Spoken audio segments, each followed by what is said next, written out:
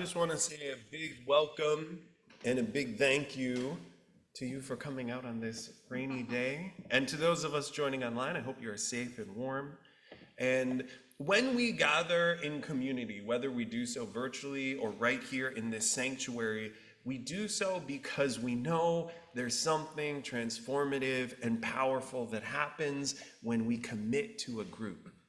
And that's a risky and a brave and something that is not all too common right now.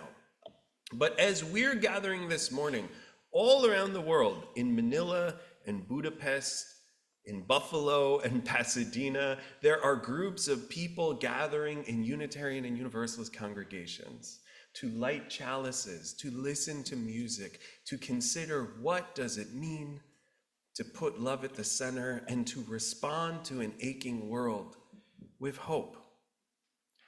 In the words of one of my favorite ministers in New York, the founder of the Harlem Unitarian Church, who is an ancestor in our tradition, he passed away many years ago, he said, "The goal of our tradition is in the face of a troubled and puzzled world to teach us to love."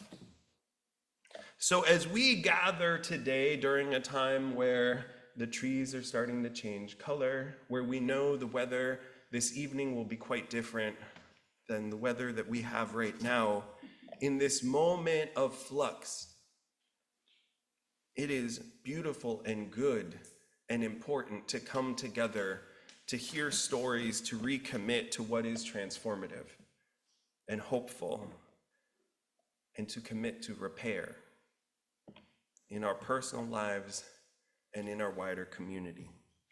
To help us in that act of commitment, we do rituals.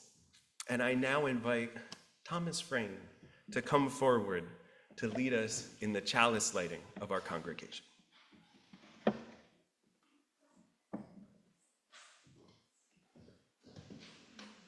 Great. Thank you.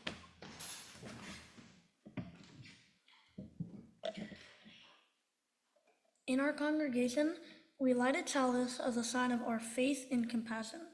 Originally, the chalice was used as the symbol of the Unitarian Church's work to help people fleeing dictatorships during World War II. Today, we light a chalice to remind us that love and truth matters, even in difficult times. I invite you to join me in lighting our chalice. Would you join me in saying the words in our order of service?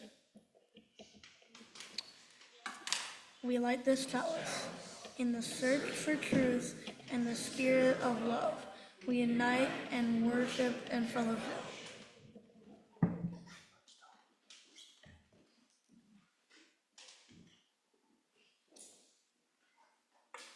Thank you, Tom.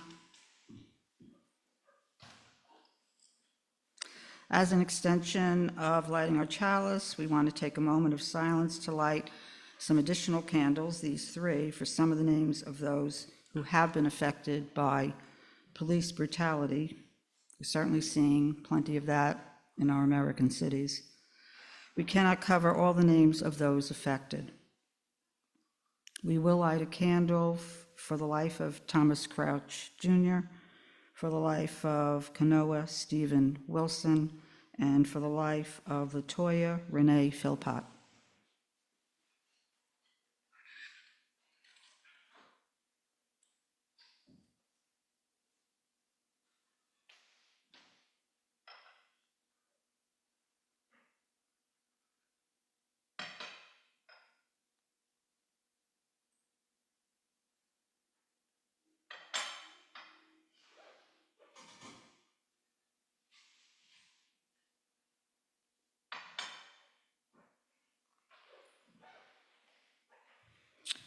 May these lights be a symbol of our commitment to continue the work of racial justice and to proclaim that Black Lives Matter. In addition, we will be lighting a fourth candle today, as is our practice, to recognize the impact of war on so many innocent people. May we find a way to live in peace.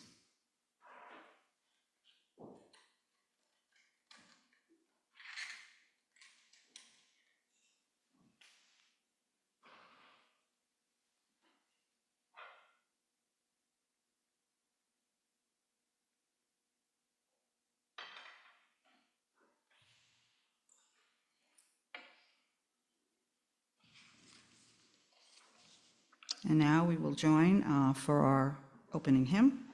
Please join us in singing number 155, Circle Round for Freedom. It's in your gray hymnal, and please stand as you are able.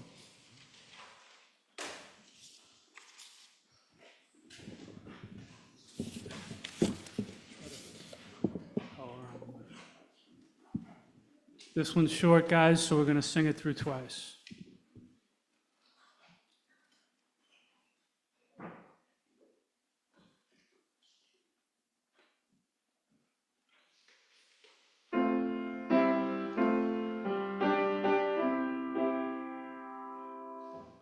Circle round for freedom.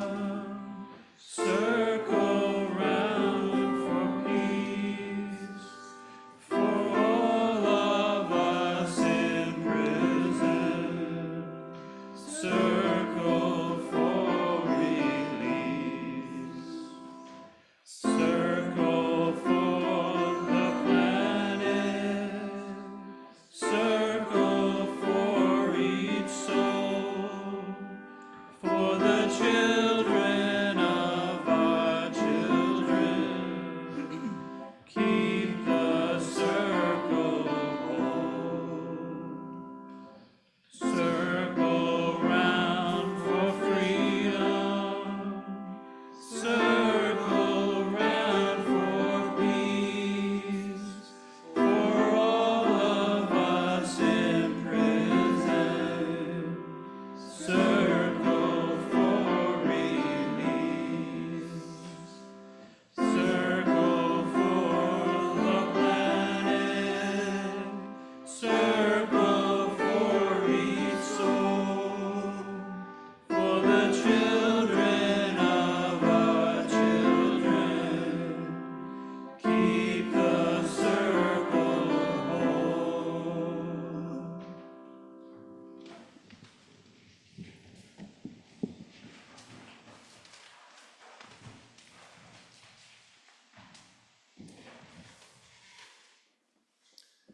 Now I invite forward Thomas to lead us in a reading of the Great Covenant by the Reverend James Villa Blake. Thomas?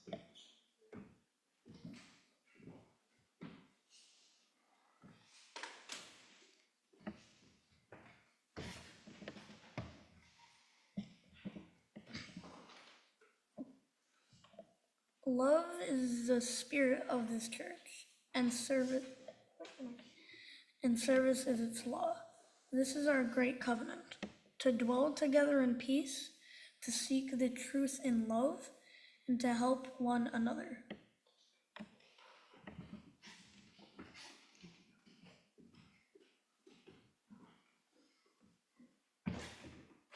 Thomas just read a beautiful reading. Love is the spirit of this church and service is its law. And it's a framing of our faith that's used all around the world in different ways to describe what is Unitarian Universalism. This morning, we practice a tradition over 100 years old, which is the flower ceremony. The flower ceremony comes to us from the Unitarians of Central Europe, specifically the Unitarian Church in Prague. At the time this ceremony was developed, it was actually one of the largest Unitarian churches in the whole world. And it was a ritual developed to respond to the reality that the congregation was diverse. The minister at the time, Reverend Norbert Čapek, and his wife, Maja, they were dynamic community activists. And the people who began attending the church had all different backgrounds. Some were liberal Jews, some were atheists, some were Christians, some were agnostic, some were some kind of mix of many backgrounds. And Maja and Norbert were like, what is a ritual that can testify to our greater unity, our Unitarianism? What can testify to that which unites us across all these differences? And so they created a ritual with flowers. Čapek's successor at the Prague church said that family, that leadership group, created this ritual because flowers are a gift of the Spirit. People don't make war or oppression with flowers. We give flowers at weddings and to our dead. We give them, quote, whenever we wish to express love and sympathy. So we participate in this ritual of flowers. In a moment, I will read words of a blessing, the same words that were used in translation in the congregation in Prague over a century ago. Once the blessing is complete, I invite you to take a moment and have the flower that you have and give it as a gift to someone else in the congregation. And then we will sing the beautiful hymn, I Know This Rose Will Open. These are the words of dedication from the Reverend Norbert Chapek. And as I do so, I invite you to hold your flowers up high in the air. Look at all those colors. Infinite Spirit of life, we ask thy blessing on these, thy messengers of fellowship and love. May they remind us amidst diversities of knowledge and of gifts to be one in desire and affection and devotion to the holy will. May they remind us of the value of comradeship, of doing and sharing alike. May we cherish friendship as one of the most precious gifts. May we not let awareness of another's talents discourage us or sully our relationship, but may we realize that whatever we can do, great or small, the efforts of all of us are needed to do thy work in this world. Amen. These flowers have been blessed. May you give them as a gift to one another.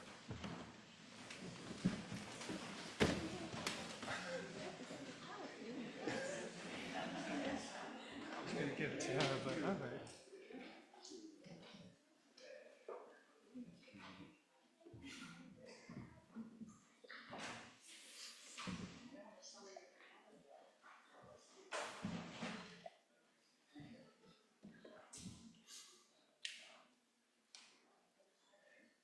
And I invite the choir forward to join in this special hymn, number 396 in your gray hymnal, I Know This Rose Will Open.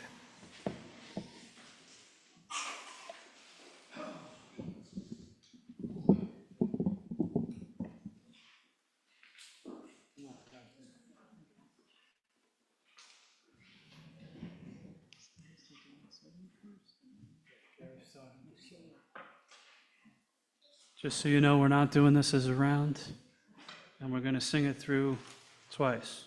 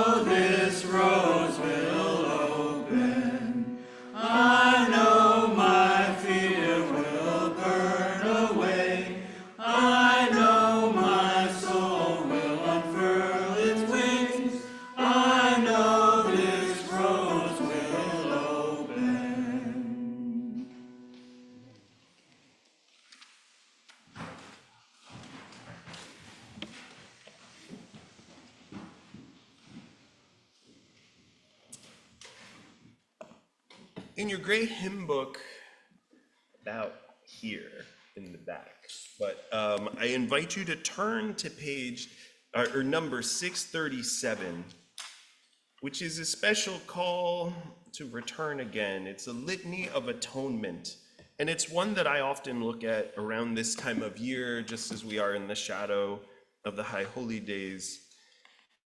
And it's one that invites us to look at this time of seasonal change as one to recommit to love and to start over.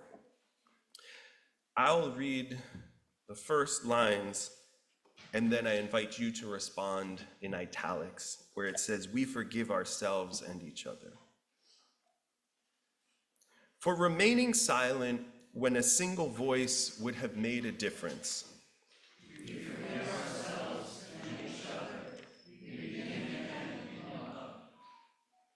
For each time that our fears made us rigid and inaccessible. We forgive ourselves and each other. We begin again in love. For each time that we have struck out in anger without just cause. We forgive ourselves and each other. We begin again in love. For each time that our greed has blinded us to the needs of others. We forgive ourselves and each other. We begin again in love. For the selfishness which sets us apart and alone. We forgive ourselves and each other. We begin again in love. For falling short of the admonition of the Spirit. We forgive ourselves and each other. We begin again in love. For losing sight of our unity. We forgive ourselves and each other, and we begin again in love. For those in so many acts, both evident and subtle, which have fueled the illusion of separateness. We forgive ourselves and each other. We begin again in love. We begin again in love. One way that we show love in our community is through the constellation of committees and groups that gather and meet in our congregation.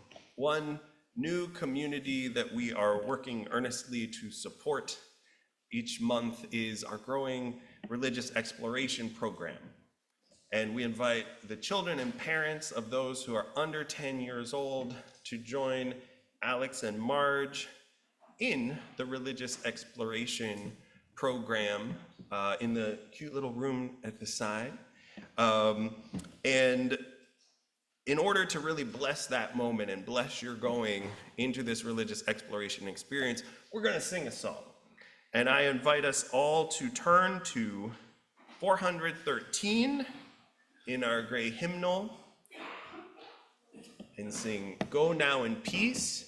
And then I invite young folks and their parents under the age of 10 to head to the religious exploration program with Alex and Marge. You should be on that side. And let's sing that beautiful blessing. Go now in peace. First time it's all together.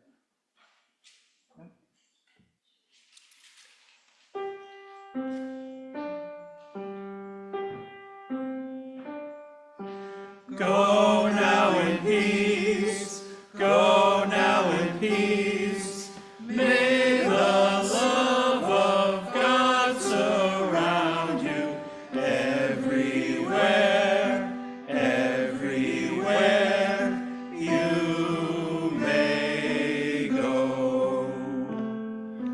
Go now in peace, go now in peace. Go now in peace, go now in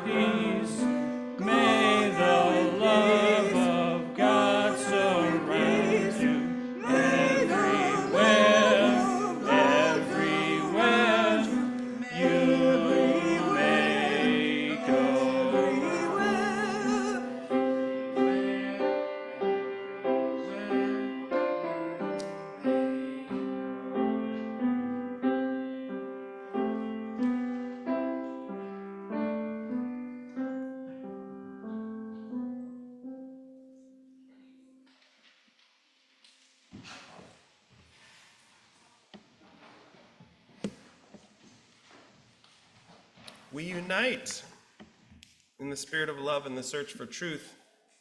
And when we do that, sometimes we're called to act in the world. I invite Brett to represent the Social Justice Committee of our congregation and offer a few words as a voice of the committee.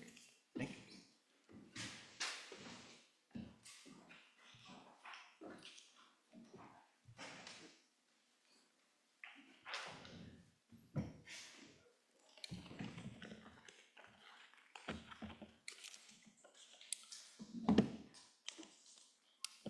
Good morning, family. There are many events and oppositions in our world right now that are deeply, deeply disturbing. They can feel too large, and there it goes. They can feel too large and complex, and for any one person to do anything about. And many of us struggle with what the right way to respond to these big problems. Right now, the Social Justice Committee has been working on connecting partners and community to action throughout Staten Island and throughout the other boroughs as well. This is a time where we need each other to create the change we want to see in our world. I would like to take this moment to share some opportunities that we have to engage in that positive change. If you have capacity, we would ask that you consider your time, talents, and resources to join our efforts. And to start at the top, in an effort to urge the New York State Comptroller Thomas DiNapoli to divest and responsibly reallocate from Israeli government bonds, we are seeking state employees to join us in contacting the Comptroller's office. If you are employed by the New York State, please reach out. The Trinity Legal Clinic is looking for Spanish to English interpreters to assist their clients. For those who don't know, Trinity Lutheran has a legal clinic for migrants and asylum seekers looking for legal aid. Many of these meetings are done virtually, so if you know someone, regardless of where they are located, who are willing to donate their time and skills, I assure you that this is a worthwhile cause. We are also in the process of building a deeper relationship with Staten Island day laborers. As disappearances and abductions continue, this community needs our support. If you are interested in learning more about volunteering with us, please reach out. We will add you to the list for future volunteer opportunities. And you can also be reached at our Gmail, ucsisocialjustice@gmail.com. I will also be there during coffee hour, and you can also speak to any one of our Social Justice Committee members. Tomorrow, we will be protesting across the street from Representative Nicole Meliotakis' office on Victory, demanding that she be part of the effort to keep ICE off and out of Staten Island. We will be there, dressed warmly, dressed to keep dry, banging pots and pans from 3 p.m. to 5 p.m. If you are able to join, we'd appreciate your presence and your support. And finally, on November 1st, First United Methodist Church is having a jazz dance fundraising event. Starting today, the Social Justice Committee will be raffling off a pair of tickets for the event. First United is a small congregation dedicated to serving the community with direct action. They have a food pantry and are the only congregation on Staten Island to offer shelter to asylum seekers. The raffle tickets are $10 each, or for $20 for 3, and the raffle winner will win a pair of event tickets, which are valued at $100. We will draw the winner at coffee hour on the 26th, and once again, you can find me after services for getting some of these tickets, and we'll be there for the next 2 weeks to seek your support. Thank you all so much for observing, listening, and being here today.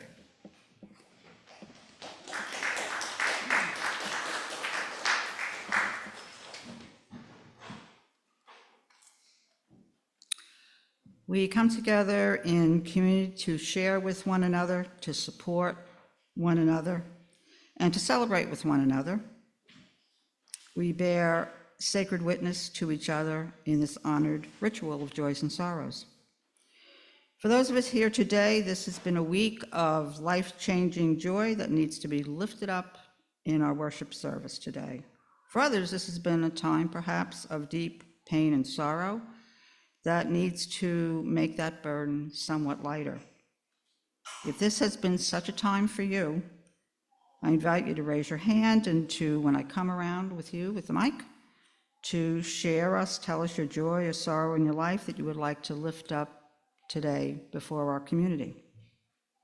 Now, for those joining us online, we invite you to type into the chat your similar joys or sorrows, and Sally will read them aloud. You may also simply take some time to reflect and listen and to honor the joys and sorrows in the silent sanctuaries of your heart. Now is the time for sharing and honoring our joys and sorrows. Are there any joys and sorrows today?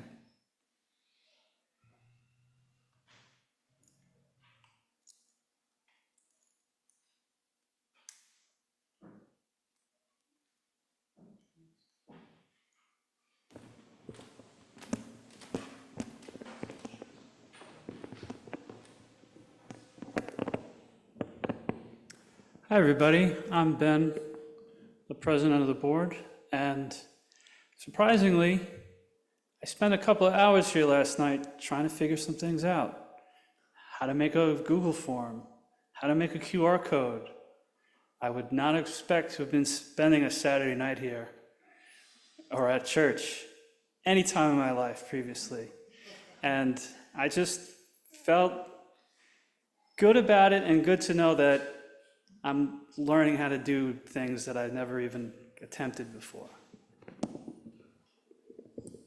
I think I'm going to turn that mic down a little bit.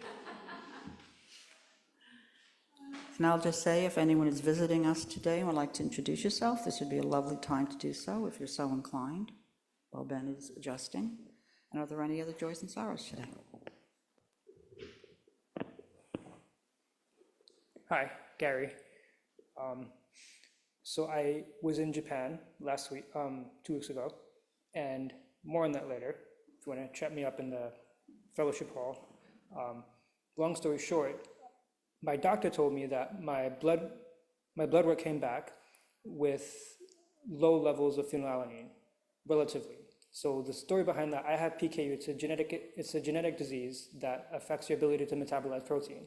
In Japan, I was worried about consuming too much protein with seafood and tofu and soy products being everywhere.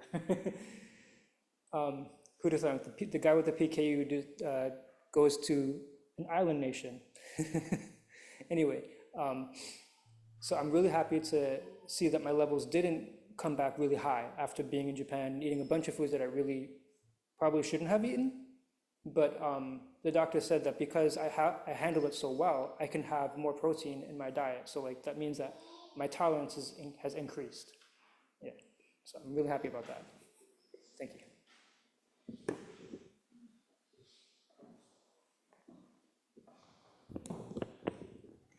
Hi. Oh, dear. Hi. My name is Sally Jones, and you talked about some wonderful experience. I had a wonderful experience on Wednesday night. I went with a few hundred other people to JFK Airport, which is a tough drive from Staten Island, Belt Parkway, and in that all that construction, and joined with all these other people welcoming Layla Hagassi back. She was on the Global Samud Flotilla trying to bring humanitarian aid to Gaza. And there were almost 500 international people from almost 50 countries who were picked up by Israel and taken to prison for about 5 days, where they had a really tough experience. But everybody called. I know many of you called, and they were finally released. And she has a lot to say about it, but in that terminal, I felt like the floor was levitating. There was so much joy and love and honor for these people who had risked their life to do this, that their government should have been doing, and the world really failed. And we just hope and pray that we're on a road to peace.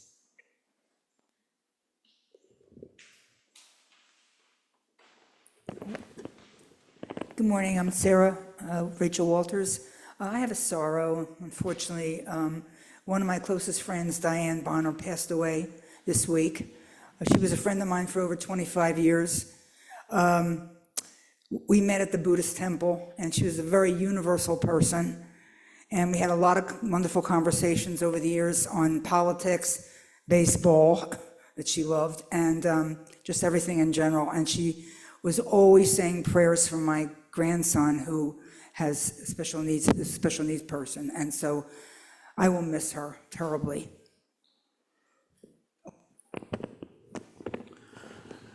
Hi, I'm Mike. I just wanted to share a joy that I was able to go out canvassing for Mamdani yesterday, and I had a wonderful time. I met a lot of new people, and it was just good engaging with voters that I was able to connect with, even though I didn't get a lot of answers. There were a lot of doors that nobody was home, but it was still exciting to be able to see people who did engage with it.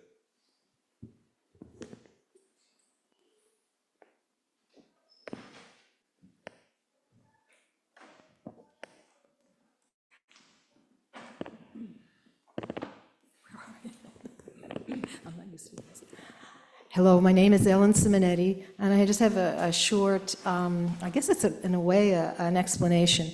I had advertised to a few people about a CPR course that I wanted to have, and I was trying to get permission at the church, and also to get it free, go through the fire department. Well, I just want the people to know that who did respond, that I made a date for November 6th. I haven't gotten an okay from the church yet, and I filled out the application for the CPR to the fire department, and I'm really thinking now I may never hear from them because it's probably somewhat bureaucratic. So anyway, I haven't forgotten those of you that did respond, and I'm still working at it. Yeah, are there any other joys and sorrows? I do see some hands. Hi, Viv. Hi, everybody. I'm Vivian, or Viv, and this weekend, Rachel Borton married Allison upstate, and Ben Borton performed the ceremony. And people here may remember our minister, Ben Borton, who was minister here for many years, and Rachel grew up in the church with our children, and it was a very happy occasion, the two of them getting married together. Well, you don't get married apart, but... Thank you. I just want to say hello to baby. Hello, baby. Hi, how are you? Hi.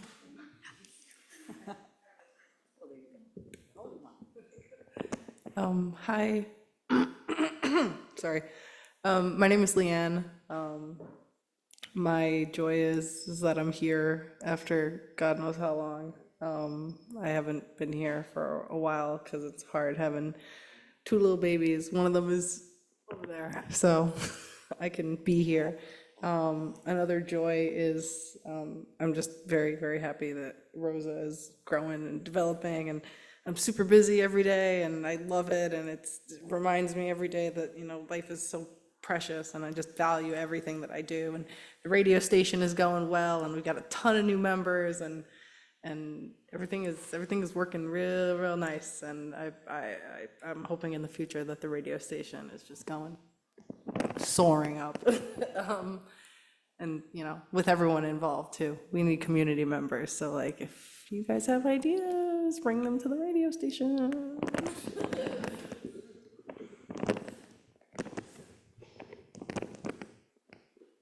I'm John Adrian. I left the house this morning wondering where Ernesto was. I got here and I was amazed to see him sitting in the pew. It appears to me that this congregation has made an impression on him despite the language barrier. Thank you all. Hi, Dave Michaels. I'm joyful that we're doing our children's RE thing again, and thankful for everybody. There's so many that have helped with that.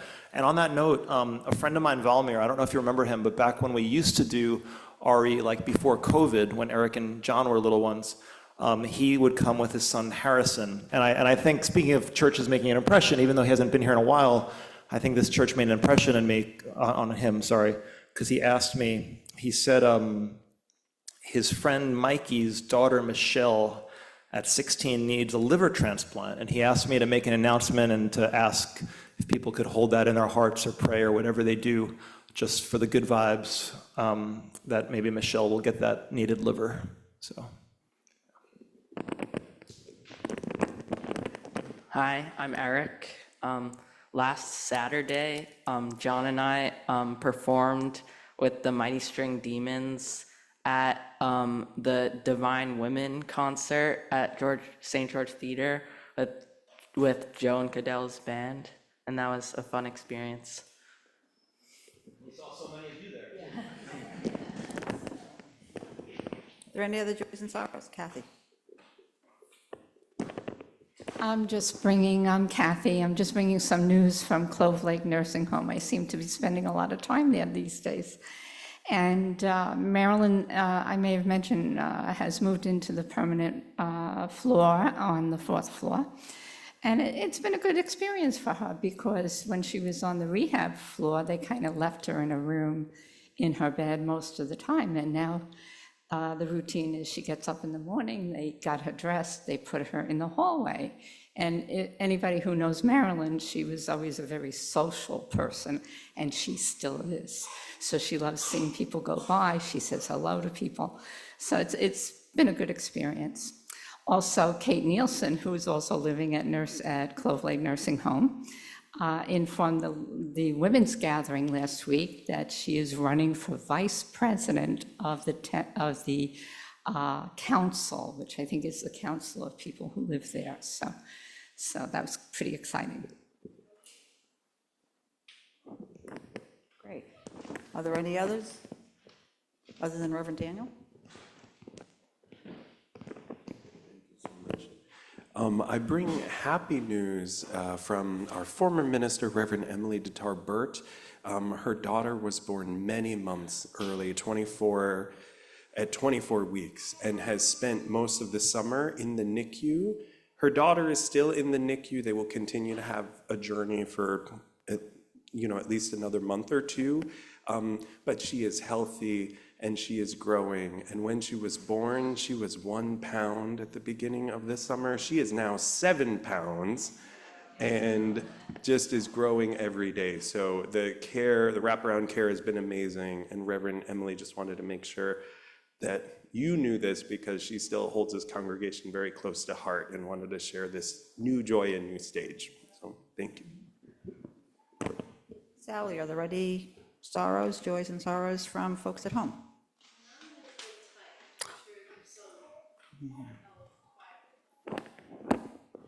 So thank you, everyone, for sharing your joys and sorrows with us this morning, for those that were expressed and those that are held in our heart. Thank you for sharing.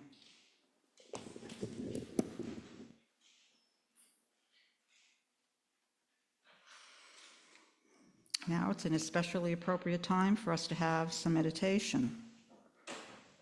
I'm going to offer a prompt to focus our meditation, a little silent time. And I'm going to sound the singing bowl. At that time, I invite you to begin your meditation, center in your space, take some deep breaths, and after a few minutes, I will sound the singing bowl again to bring you to mark the end of our meditation. And today's meditation prompt is from Reverend Robert Elmer Isaacs, and it goes as follows: we forgive ourselves and each other, we begin again in love.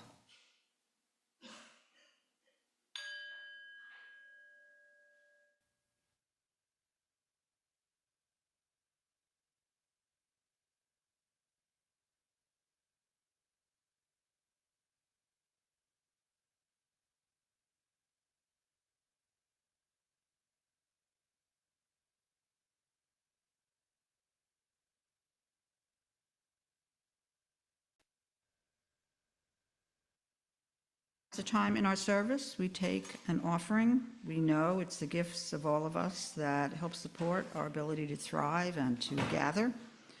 For those attending in person, we will pass the collection plate. Randy is starting now. Perhaps somebody could give him an assist.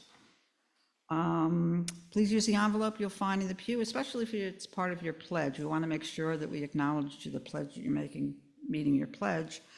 Write your name and indicate that. For those online, links and instructions will be posted in the chat. You can mail us a check or donate through PayPal giving page on our website. Please give as generously as you can. Our gatherings will be gratefully received.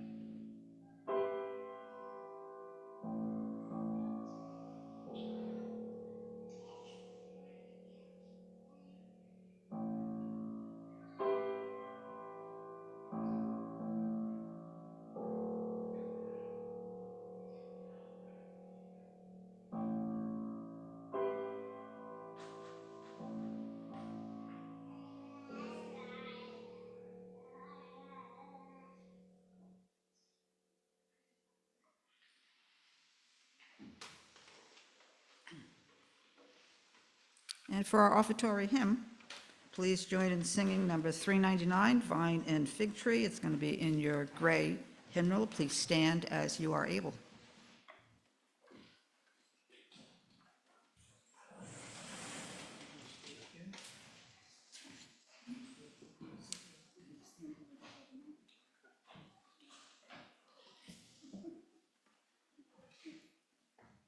We're going to feature Sarah Rachel on percussion, and she's going to sing in Hebrew to start, and then we invite you all to join in on the second go-round.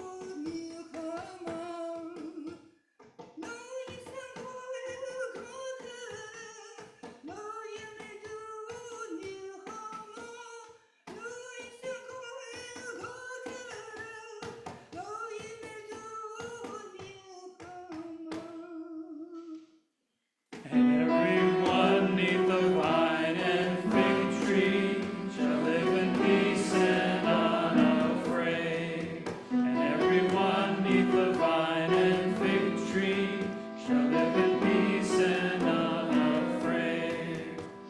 And into plowshares turn their swords, nations shall learn war no more. And into plowshares turn their swords, nations shall learn war no more.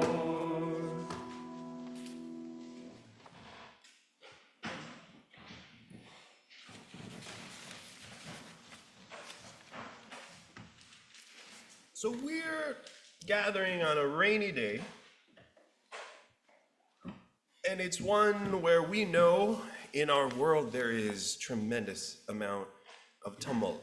Perhaps in our personal lives, perhaps just looking at the communities we are part of, perhaps considering the nation or the wider world. There's so much that is unsettling. There are many responses to the stresses of our time, and one response that can be tempting, even if it's not healthy, is avoidance. Pretending everything will go away.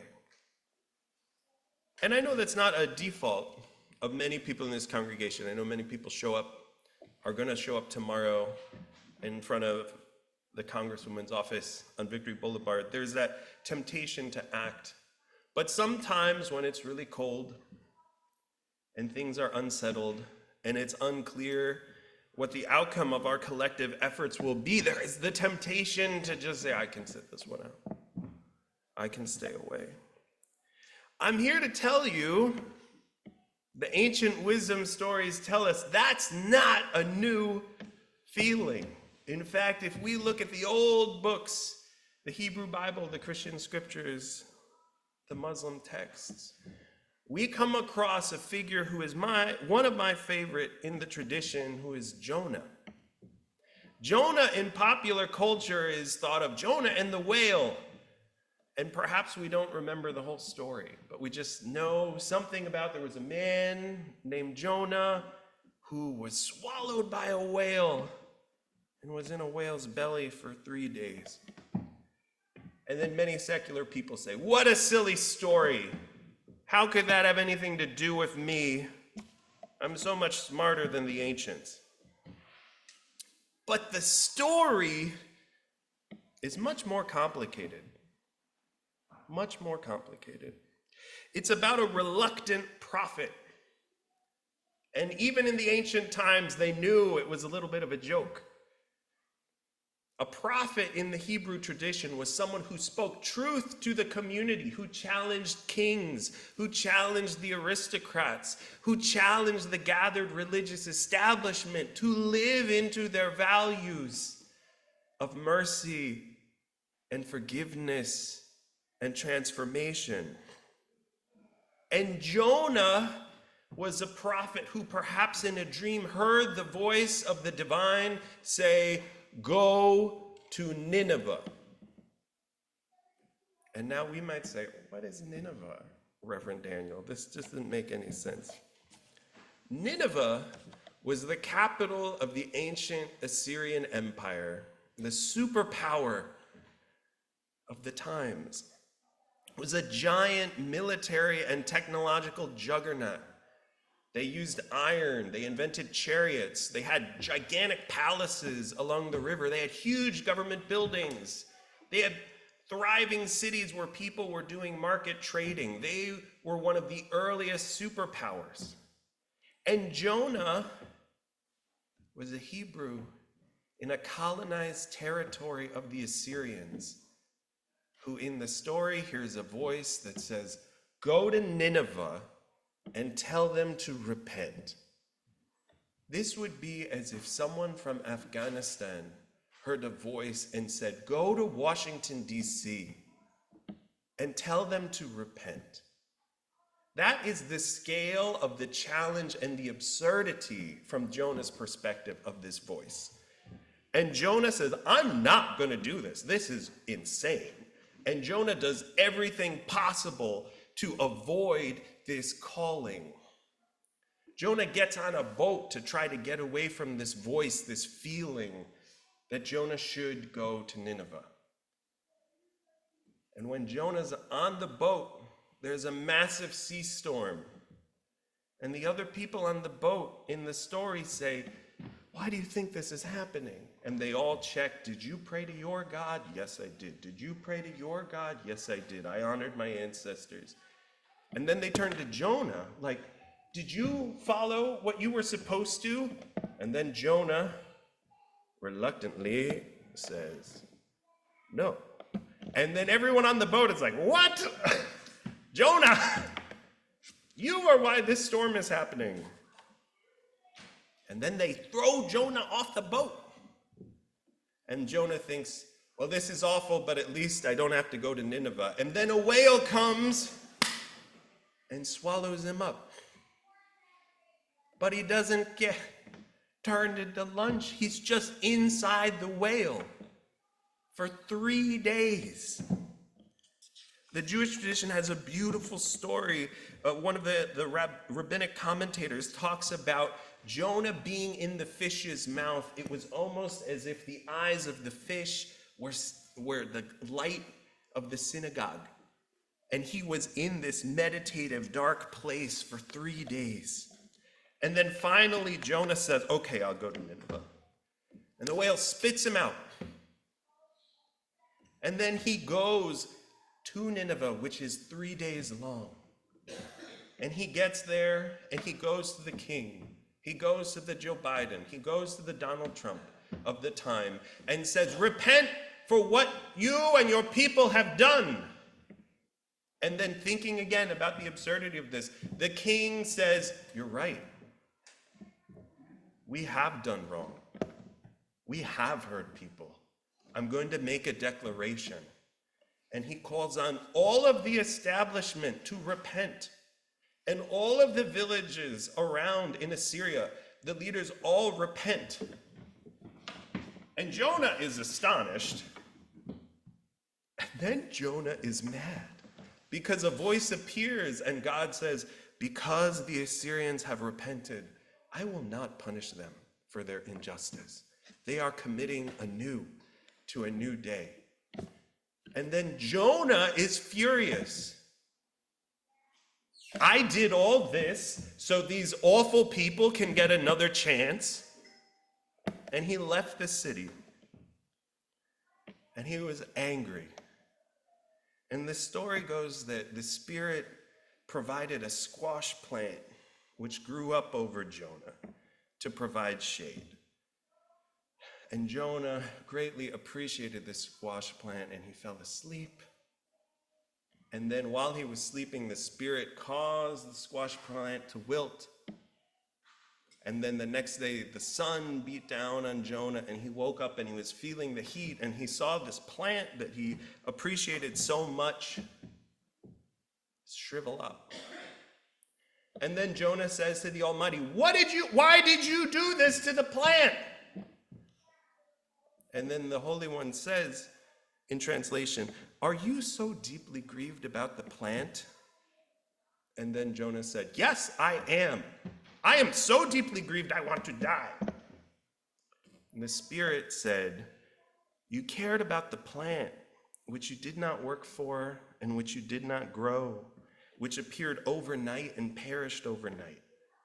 And should I not care about Nineveh, that great city, in which there are more than 120,000 persons who do not yet know their right hand from their left, and many animals as well? Should I not care about Nineveh, that great city?"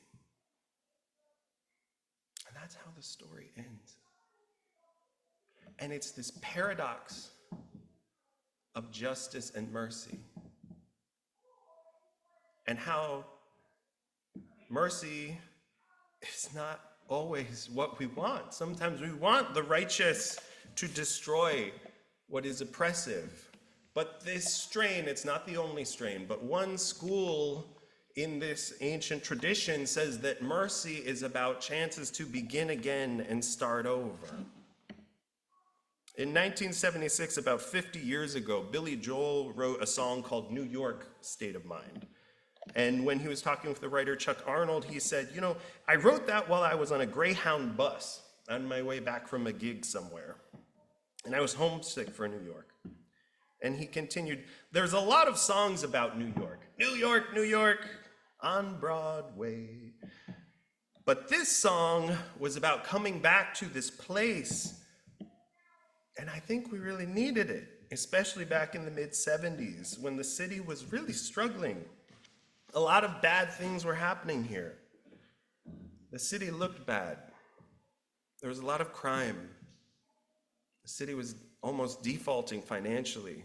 We really needed a boost, and I wanted to write an anthem for us. Nineveh in ancient times was New York City. Beautiful and hellish, complicated and amazing, a city of contradictions. I spoke with a taxi driver this week, and one of the things he was most concerned about was like, do you think those workers are going to get paid because of the federal shutdown? And that was the recurring theme. He wasn't actually talking about the state of democracy or what is done. He just was really like, people need those checks. Are they going to be okay? And it was so poignant to me because it was just so human. And it just genuinely was like, this is someone who's just caring about his neighbors, maybe some of the people he drives to work. We as a people, as Unitarian Universalists, are about second chances and new beginnings. And we're about it even when sometimes reason would say it doesn't make sense. This gorgeous ritual, the flower ceremony, was made by people in a time that was in some ways not dissimilar from our own. It was created by a Unitarian congregation in Central Europe in the 1920s. At this time, there were dictatorships and demagogues and xenophobes and racists coming to power. And in that context, a group of people said, all of that evil is true. And also, so is it important and necessary to create spaces for new beginnings. Because while Europe is drunk on evil, this is not the only possibility for this world. So they created this ritual. Thomas told us that the symbol of our faith was tied to the work to help refugees, people escape the dictatorships of the 20th century. This ceremony, some of the people who created it did not survive World War II. They were victims of those dictatorships, including the minister of the Prague congregation. But they gave us a gift, that new beginnings are possible. And Jonah saw something amazing, that even the empire can change. Even the hearts of the cruelest people can move in different directions. But what's necessary is you have to tell them and give them the opportunity to be more truthful and to see what is real. If Jonah didn't go to Nineveh, if Jonah didn't speak truth, if Jonah didn't call out the injustice and invite the transformation, Nineveh and the hundreds of thousands of people, according to the story, would have been destroyed. But the truth-telling, the search for truth we do, it is in the spirit of love because we say transformation is possible. Transformation is possible. Jonah is a figure I keep coming to, and one who is portrayed in different art and images. But I think there's something profoundly human in this figure who invites us to ask, where is our Nineveh? Where are we being called? How many days will it take to get there? If we had 3 days of discernment, what do you think would happen? Where might we go? Maybe your Nineveh is Borough Hall. Maybe your Nineveh is Victory Boulevard. Maybe it's a family member's kitchen table. Maybe it's somewhere in the city. Maybe it's your school or your company or your family. Where is the Nineveh we are being called to? How long will we keep getting on a boat, trying to run away? Let's pay attention. Let's remember that Jonah didn't go on this journey alone, but had encounters with sailors, whales, a king, a squash plant, the largest city in the world, the spirit bigger than life. And his story wasn't even done at the end of the book. May we remember that our individual and collective stories are part of the unfolding book of life. And may we be curious and intentional with what we do with our encounters and moments. Where is your Nineveh? How can we help one another get there?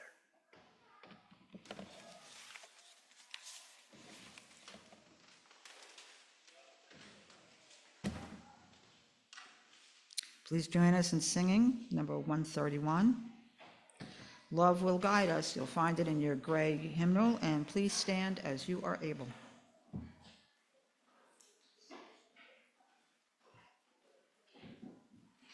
131, Love Will Guide Us.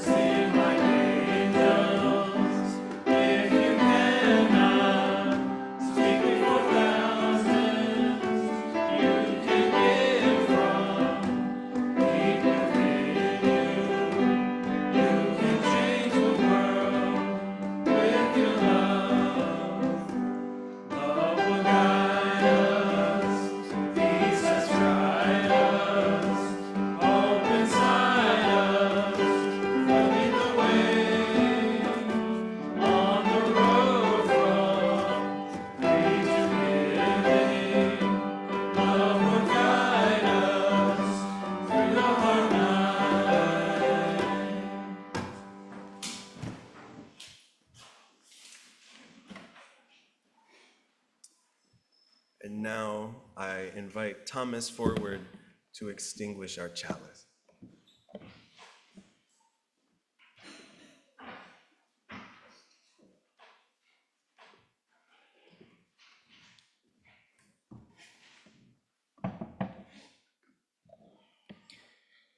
The gathering has ended. Now our service in the world begins. I invite you to join me in putting out our chalice candle. Would you join me in saying the closing in our order of service? We extinguish this flame, but not the light of truth, the warmth of community, or the fire of commitment. For these we carry in our hearts until we are together again.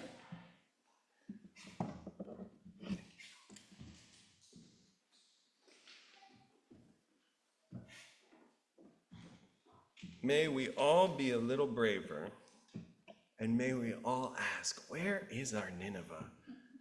And who can we turn to help us get there? May we accompany one another in love, peace, and understanding, now and in the days ahead. May it be so.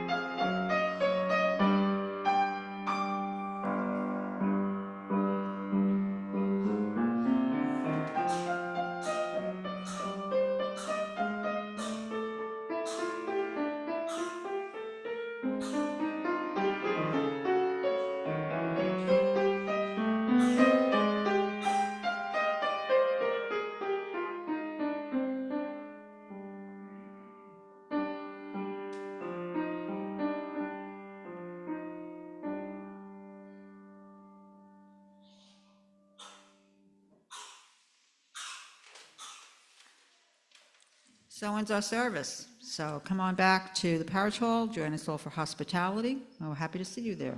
Door on my right, your left.